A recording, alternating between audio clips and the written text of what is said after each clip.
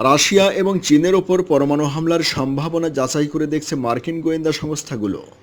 এরই মধ্যে তারা দেশ দুটির ওপর পরমাণু হামলার বিষয়ে আগের মূল্যায়ন হালনাগাদকরণের কাজ শুরু করেছে।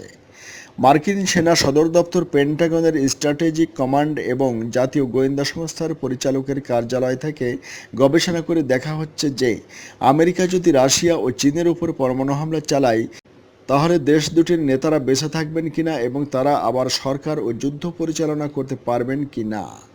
মার্কিন প্রতিনিধি পরিষদে ক্ষমতাসীন রিপাবলিকান দলের সদস্য মাইকেল টার্নারের নেতৃত্বে এই গবেষণার প্রস্তাব আনা হয় এবং তা আমেরিকার প্রধান দুটি রাজনৈতিক দলই সমর্থন করেছে। বিষয়টি মার্কিন প্রেসিডেন্ট ডোনাল্ড ট্রাম্পের শপথ নেওয়ার আগে পাশ হয়।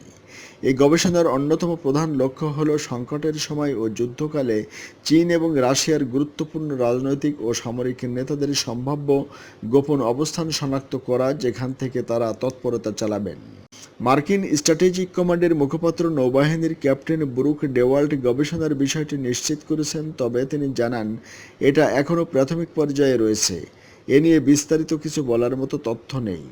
রাশিয়া ও চীনের বিরুদ্ধে মার্কিন পরমাণু হামলার সম্ভাব্যতা যাচাই নিয়ে এমন সময় এ খবর বের হলো যখন মার্কিন প্রেসিডেন্ট ডোনাল্ড ট্রাম্প রাশিয়ার সঙ্গে সম্পর্ক উন্নয়নের কথা বলছেন।